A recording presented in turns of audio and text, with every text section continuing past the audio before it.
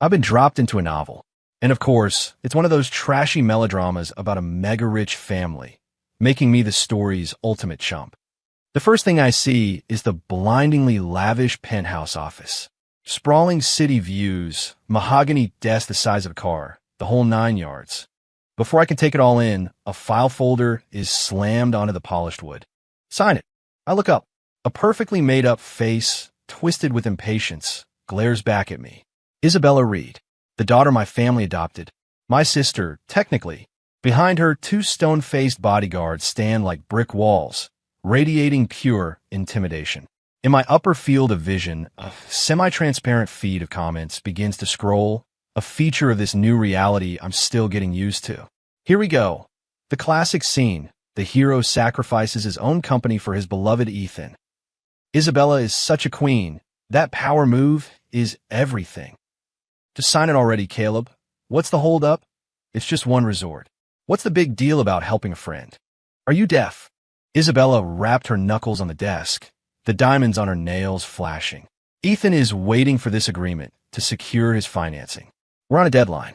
Sign it now. Staring at the scene before me, the plot of the original novel floods my mind. I am Caleb Sterling, the sole heir to Sterling Enterprises. But according to the script, I'm about to be financially gutted by my dear sister and her true love, Ethan Vance. This document, the Hamptons Gateway Resort Equity Transfer Agreement, is the first domino to fall. A core asset worth $250 million handed over for a song. Ethan uses it as a launch pad, and within a year, Sterling Enterprises is bankrupt. My parents die from the stress, and I'm locked away in a psychiatric hospital to live out my miserable days. I lower my gaze, my eyes landing on the bold, glaring words, equity transfer. My fingers trace the edge of the paper. Isabella, I say, looking up, my voice eerily calm.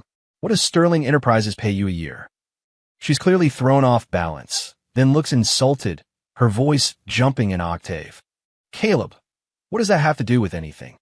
I'm talking to you as your sister about something important. My sister. I let out a soft, sharp laugh.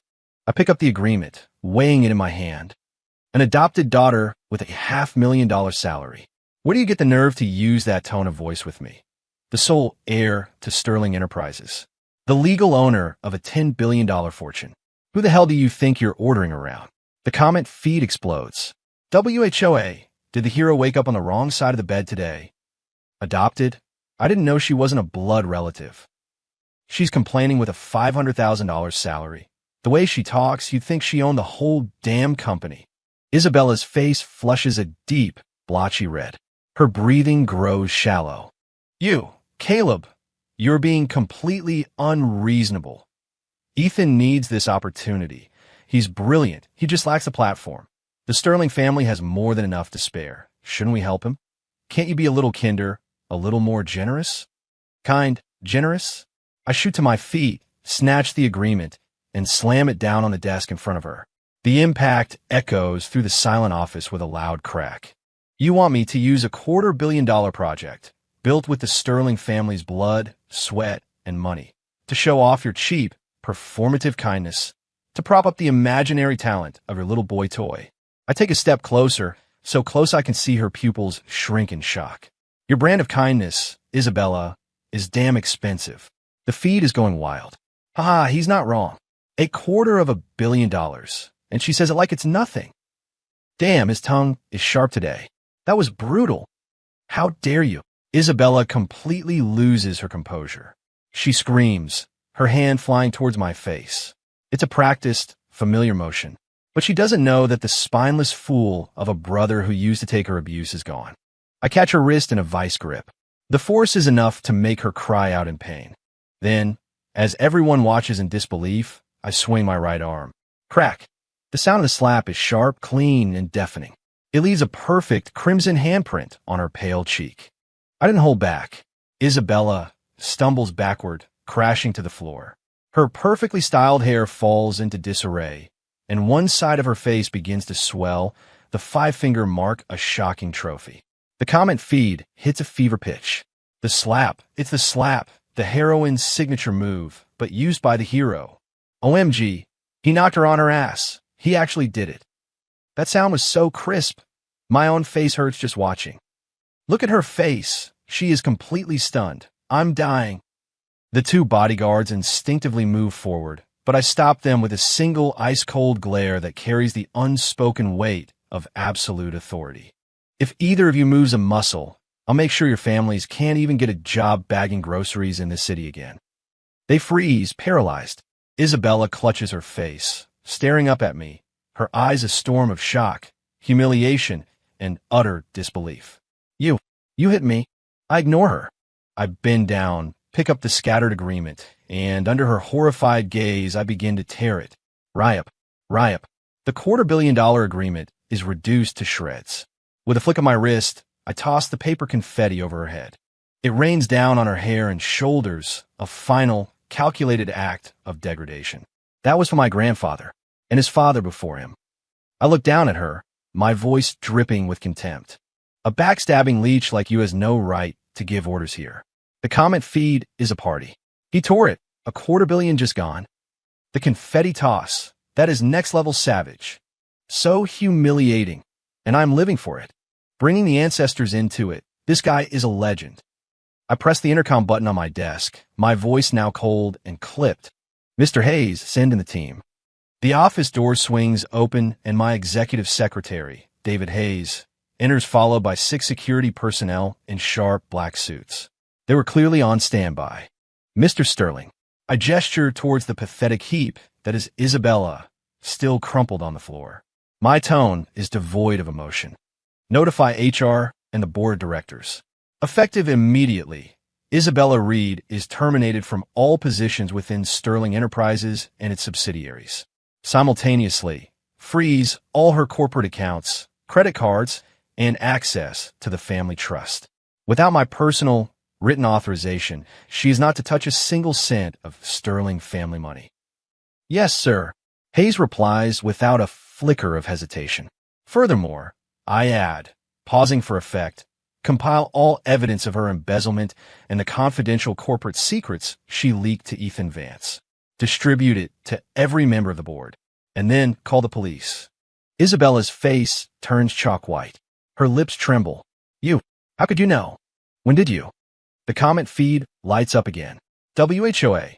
He has proof, so she was the corporate spy all along. Embezzlement? This just keeps getting better. Plot twist on top of plot twist. The hero is playing 4D chess. I crouch down, picking up a single shred of the torn contract. I gently tap it against her swollen cheek, the gesture soft, but the insult searing. Did you really think the disgusting little games you and your kept man were playing would stay hidden forever? Just then my phone rings. The screen flashes. Dab. I hit the speakerphone button, letting his furious voice boom through the quiet office. Caleb, you damn fool. Have you lost your mind? You apologize to your sister this instant. My father's voice is shaking with rage. Isabella grabs onto it like a lifeline, her voice a shrill, tearful cry. Dad, Caleb hit me. He's firing me from the company. He's gone insane. I speak directly to the phone, my tone level but laced with ice. Mr. Chairman, before you start issuing orders, I suggest you check your email. Take a good, long look at how your kind and sensible adopted daughter has been gutting this family to feed her parasite boyfriend. The line goes dead silent. A few seconds later, my father's voice returns, all bluster gone, replaced with a horrified stammer. These wire transfers, these confidential documents, is this real? It's all there in black and white. I sneer. She tried to give away a $250 million project. She leaked our most sensitive trade secrets. Tell me, Mr. Chairman, was I wrong to slap her? Was I wrong to fire her? The feed is in awe. He's even schooling his own dad. This is epic. The chairman folded instantly. Hard evidence is king. So the dad was in the dark this whole time. I don't wait for an answer. I hang up the phone and wave a hand at my security team. Get her out of here. As of today, she is banned from setting foot in Sterling Tower. Notify every security desk. If she's seen on the premises, have her removed. Yes, Mr. Sterling. 2 guards haul Isabella to her feet. She thrashes wildly, screaming hysterically. Caleb, you can't do this to me. Ethan won't let you get away with this. He'll make you pay. Ethan, a contemptuous smile plays on my lips, as if I've just heard the funniest joke in the world. Let him try. I'd love to see what a pathetic leech who only knows how to hide behind women can do to me. The comments are a chorus of approval. Why, yes. So satisfying from start to finish. That's the attitude a real heir should have. Kept man. The perfect description. I can't wait to see Ethan show up and get destroyed. The office door closes and silence finally returns. Mr. Hayes steps forward, holding a tablet. Sir, we just received this. Vance Innovations, Ethan Vance's startup, is desperately seeking Series B funding. It appears they have a serious cash flow problem. I glance at the data on the screen, a cold smile forming. Get the heads of investment and legal on the line. I want them in the main conference room in 30 minutes. I'm going to make Ethan Vance understand that in the face of real capital, his pathetic little company, built on the backs of women, isn't even a fly worth swatting. The comment feed goes into a frenzy. Here it comes. The corporate warfare is starting. A meeting in 30 minutes. This guy's efficiency is insane. Crush him, like the bug he is. I've got my popcorn ready. I turn to the massive floor-to-ceiling window, looking down on the glittering, cold metropolis below. The skyscrapers are a forest of steel and glass, the traffic a river of light. All of it at my feet. Ethan, your biggest supporter is gone. You're next. Your lucky streak is over. 3. I had barely dealt with Isabella when my office door was thrown open. Sophia Davenport stormed in on 4-inch heels, with Ethan Vance trailing behind her, a perfect picture of a wronged victim. Caleb, are you even human? Sophia jabbed a finger at me. Isabella was so good to you, and you hit her. The comment feed sprang to life. And here they are. The sanctimonious girlfriend and the leech. Ah, the classic moral outrage segment. The way she's yelling, you'd think she was the one who got slapped. Ethan put on a show of trying to calm her down. Sophia, please. I'm sure Caleb was just emotional. Emotional? Sophia's voice was shrill. He had her arrested. This isn't an emotional outburst. It's a witch hunt. I calmly opened my laptop and pulled up a file. Sophia, where were you at 10 p.m. on the 15th of last month? She froze, her eyes darting nervously. What's that got to do with anything? I was at home sleeping. Really? I clicked play on a video file. Then who is this, kissing Ethan in the hallway of his apartment building? The feed went nuclear. Boom. Caught in 4K. The cheating fiancée. I knew she was way too defensive of this guy. Sophia's face went pale. You had me followed. Follow? I scoffed. This is from the public security camera in your dear Ethan's luxury condo. I just requested the footage. I opened an email chain. And this. The confidential bid price for the sterling bid last quarter. That was you who leaked it to him, wasn't it?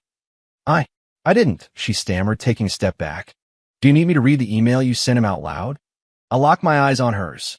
Caleb's bid proposal is on his desk. The bottom line is $370 million. Bid $365 million and you'll win. Ring any bells? The comments were a waterfall of rage. Wow, the ultimate betrayal. Another backstabber, using her fiancé's money to prop up her side piece. Unbelievable. Ethan rushed forward. Caleb, this is all a misunderstanding. A misunderstanding? I shot up from my chair and spun the laptop around to face them. Do you need me to play the audio recording of you coaching Sophia on how to get Sterling's corporate secrets? The office was suddenly dead silent. Sophia was trembling, her lips moving, but no words coming out. I walked over to her, my voice like ice. Neil. She looked up, stunned. What did you say? I said, Neil. I repeated, enunciating every word. For your betrayal, for selling out this family, you will kneel and beg for forgiveness. The feed was ecstatic. HE's making her kneel. This guy is ruthless. I love it. That's exactly what she deserves. Ethan tried to intervene, but one of my guards slammed him back against the wall. Caleb, don't you go too far. Sophia shrieked. I glanced at my watch. I'll give you 3 seconds to decide. You can either kneel, or I can make sure the Davenports are bankrupt by morning. 3. She bit her lip, her eyes filled with venom. 2. Her legs started to shake. 1. I'll do it, she screamed, collapsing to her knees with a thud. Tears streamed down her face. I'm sorry. I shouldn't have leaked the information. The feed was a victory parade. She knelt. She actually did it. This is so satisfying to watch. Should we dealt with these two snakes ages ago? I looked down at her. As of this moment, our engagement is over. You, Sophia Davenport, are nothing to the Sterling family. She looked up sharply. You can't. Furthermore, I cut her off. The Sterling legal department will be suing you for corporate espionage. Get ready to lose everything you own. Sophia crumpled to the floor, her face ashen. Ethan struggled against the guard, shouting, Caleb, do you have to be so damn cruel? I walked right up to him and grabbed him by the collar. Don't worry, you little leech. You're next. I waved to my security. Throw this trash on my building. The feed erupted in cheers. Triple kill. This is amazing. The efficiency is off the charts. Can we get a live look at Ethan's mental state right now? Once the office was quiet again, Hayes entered. Sir, your orders are being carried out. Davenport Group stock is already in free fall. I nodded. Keep applying pressure. I want them filing for Chapter 11 by the end of the week. My phone rang. It was Sophia's father. I declined a call and powered the phone off.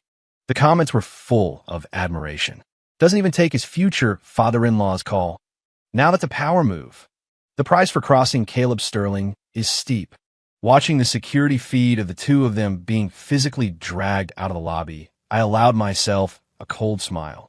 Ethan, I'm breaking all your toys one by one. Soon, you'll have nothing left. 4. The news that Isabella Reed had been arrested and Sophia Davenport had been forced to kneel and beg for forgiveness spread through New York's high society like a wildfire. From my office, I watched the security feed as Ethan's black Mercedes sat parked across from Sterling Tower for 20 minutes before finally speeding away. The comment feed was buzzing. Looks like Ethan's starting to panic.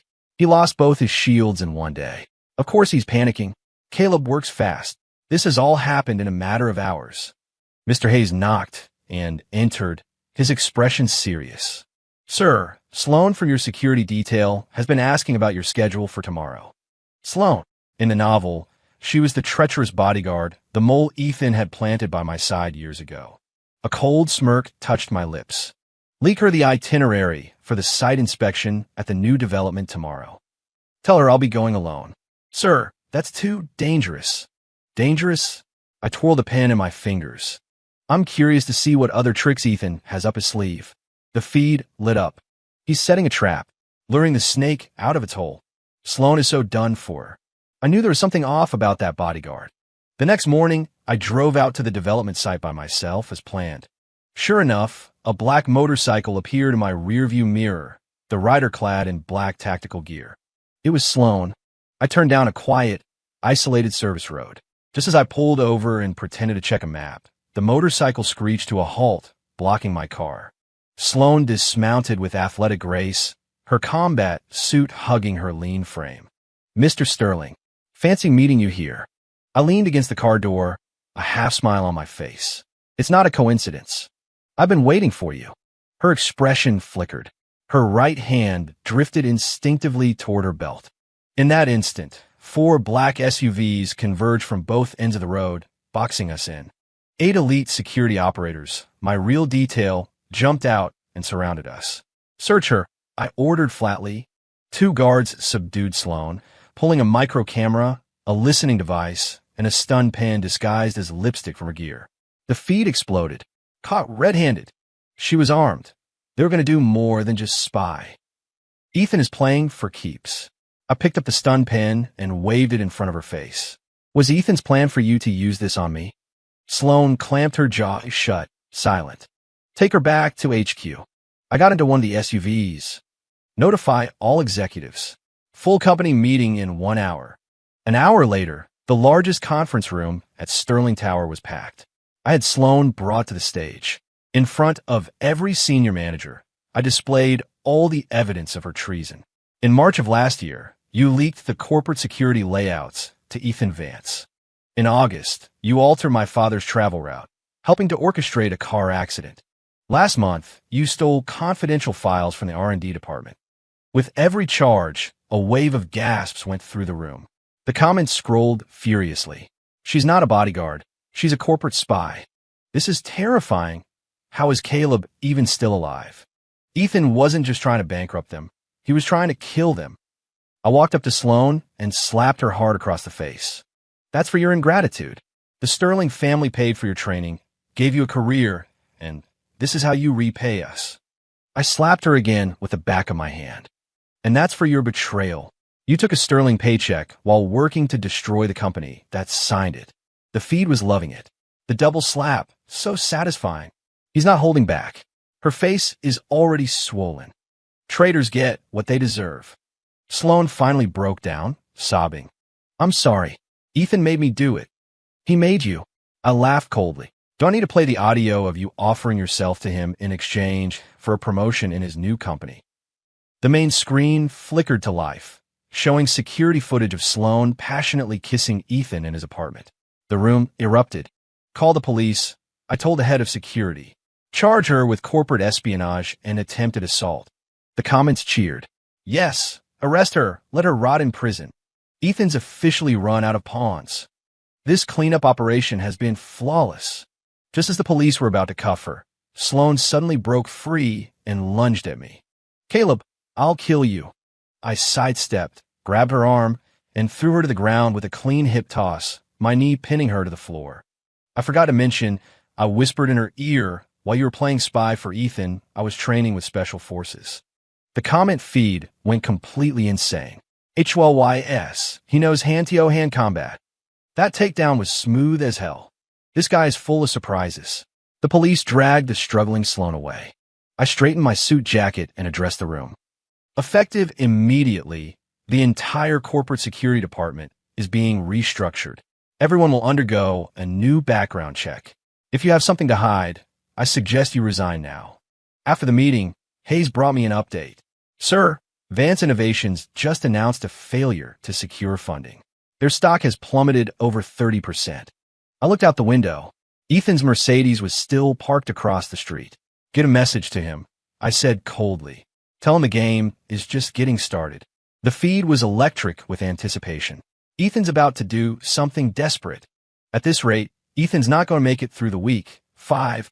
The Grand Ballroom at the Monarch Grand Hotel was glittering, packed with the cream of New York society.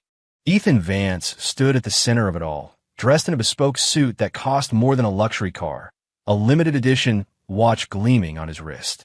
He faced a wall of media cameras, his expression a carefully crafted mask of sorrow. Thank you all for coming to my birthday celebration tonight. His voice was deep, catching with a hint of emotion. Some things have happened recently that have been deeply painful.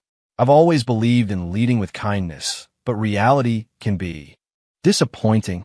He paused, letting the photographers capture his performance of vulnerability. The comment feed was already restless. Ugh, I think I'm going to be sick. His acting is so over the top. Here comes the pity party. It's his signature move. Get a close-up on his face. I want to see the moment the tears start. Just then, the ballroom's massive, ornate doors swung open with a deafening boom. I strode in, flanked by a 12-person team. 6 black-suited bodyguards cleared a path. 4 lawyers clutched sealed briefcases, and 2 technicians carried state-of-the-art projection equipment. The sheer force of our arrival silenced the room. Every spotlight, every camera lens swung from Ethan to me. Looks like I'm right on time. I walked toward the main stage, my steps confident and unwavering.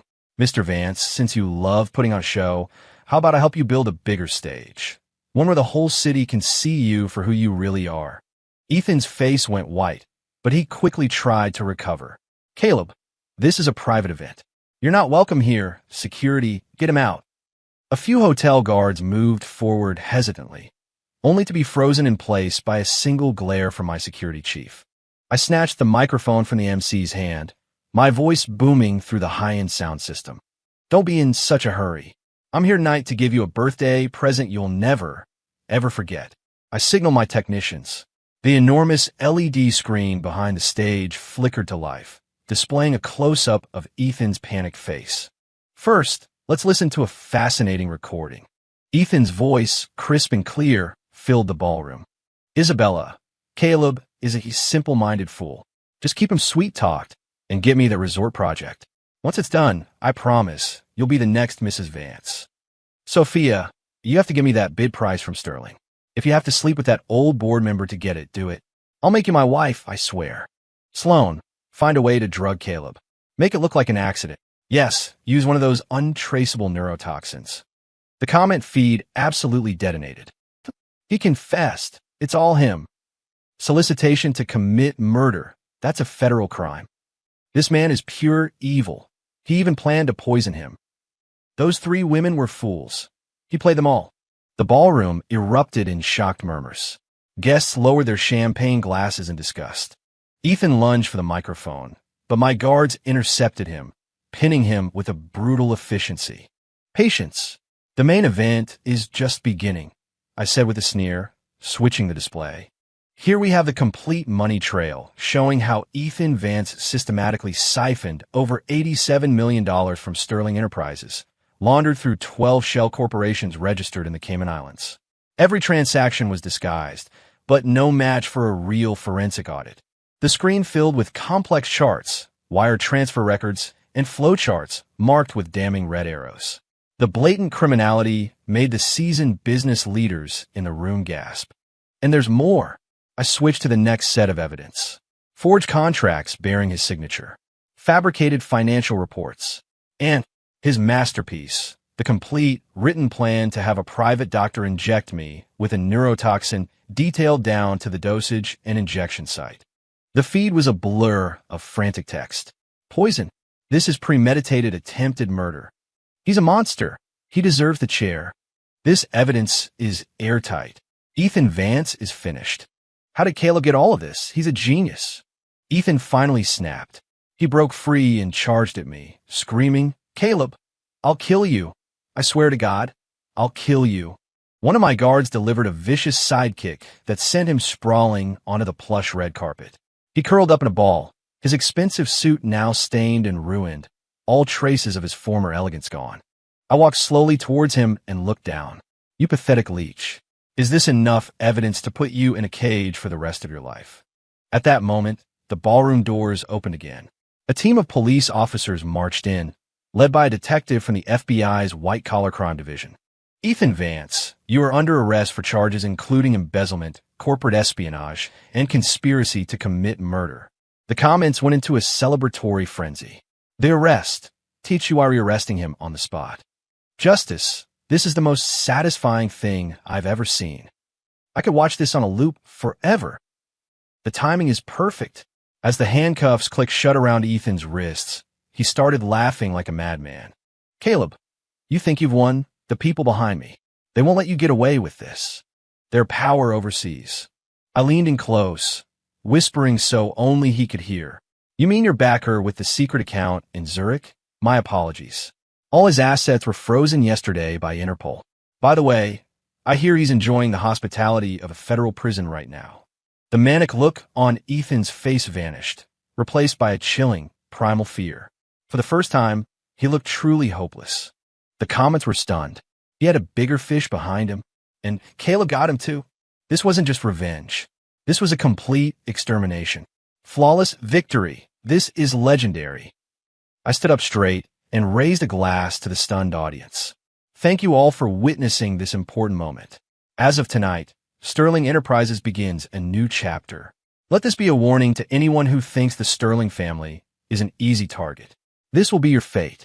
Amidst the blinding flash of cameras, I watched Ethan get dragged away like the animal he was.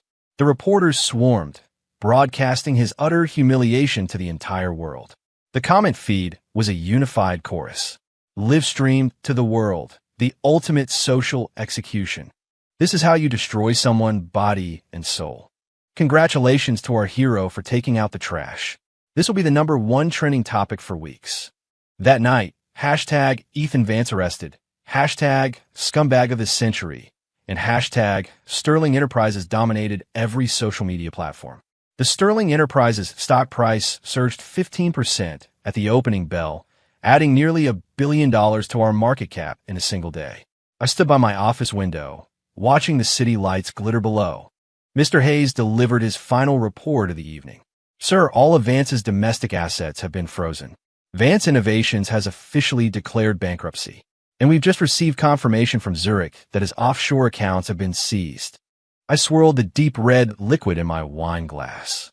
Inform the legal department I want him to spend the rest of his life in a maximum security prison. I also want them to begin asset recovery. He will pay back every single cent he stole with interest. The feed was hungry for more. I hope he gets life without parole. This revenge saga was better than any movie. Epilogue, please. I want to see him getting what he deserves in prison. 3 months later, I sat in the plaintiff's gallery at the New York Supreme Court. The building was surrounded by a media circus. On the other side of the courtroom, wearing a prison jumpsuit, was Ethan Vance. He looked gaunt and broken. The feed was already buzzing. The finale is here. Wow, prison has not been kind to Ethan. Can't wait for this verdict. The judge's voice was stern and final. The defendant, Ethan Vance, having been found guilty of embezzlement, corporate espionage, and conspiracy to commit murder, among other charges, is hereby sentenced to life in prison without the possibility of parole. All personal assets are to be forfeited. As the gavel struck, Ethan collapsed. The bailiffs had to drag him from the courtroom. As they passed me, he screamed, his voice raw, "Caleb, I'll haunt you from the grave." I stood, calmly adjusted my cufflinks, and looked down at him. "When you get there, feel free to try. I'll show you what it's like to be a ghost with nothing left to haunt." The feed erupted in laughter. LOL, he even owns him in the afterlife. Getting tormented even as a ghost. That's rough. Caleb's one-liners are legendary. That afternoon, I paid a visit to a private psychiatric hospital upstate. Through a one-way mirror, I saw Isabella Reed in a patient's gown, clutching a tattered doll. She was whispering to it, "Ethan is coming for me. He's going to marry me." The doctor gave me the update. The patient suffered a complete psychotic break. She's living entirely in a fantasy world. All she does is hold that doll and stare out the window. I left a file on his desk. This contains a full accounting of every asset she acquired for my family. It's all been recovered. As for her medical bills, I glanced back at the room. Let her live out her days here, in peace. The feed was somber. She did it to herself. Threw her life away for a monster. This is what happens when you bet on the wrong horse. On the way out, Hayes handed me a tablet. "Sir, the Davenport Group officially filed for bankruptcy yesterday. Sophia and her father were caught trying to flee the country and were mobbed by their creditors at the airport. They're now hiding out in a rented room in Queens." The screen showed a recent photo of Sophia. The once glamorous socialite was now haggling with a street vendor over the price of vegetables, dressed in cheap, worn-out clothes. "Leak her current situation to the tabloids," I said without emotion. "Let her have a taste of public humiliation." The comments were ruthless. Poetic justice. That's the prize for being a corporate spy. Remember how arrogant she was? This is perfect. The motorcade headed back into the city. As we passed the state correctional facility, I asked the driver to slow down. It was recreation hour. Through the chain-link fence, I could see Sloan, dressed in a prison uniform, walking listlessly in circles in the yard. The once fierce bodyguard was now a hollow shell.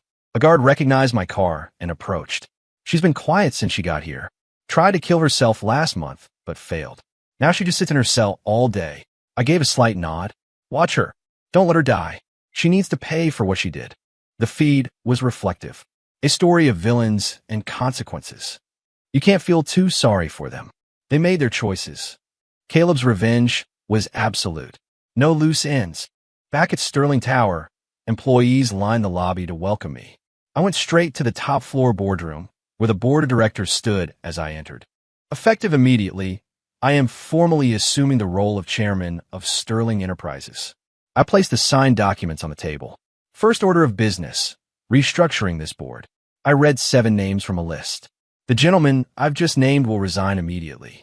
A full dossier of your financial dealings with Ethan Vance has already been delivered to the FBI. The named directors went pale, allowing themselves to be escorted out by security. The feed was impressed. A true power play. Cleaning house. He even took down the corrupt board members. Second order of business, I said, pulling up a global map on the main screen. A strategic pivot for the company. Step 1. We will acquire the bankrupt Vance Innovations and absorb its most valuable assets. Step 2. We will buy out the remaining assets of the Davenport Group at a 10% premium. Step 3. My finger landed on New York City, an aggressive push into the global market. We have already secured partnerships with 3 international investment banks. Our first overseas office will open next month. The room erupted in applause. The feed was buzzing with excitement. The scope of his vision is huge. This went from a revenge story to a corporate epic. Caleb is building an empire. That evening, I gave an exclusive interview to a major financial news network. The host asked, "Mr. Sterling, after this ordeal, what's your biggest takeaway about the world of business?"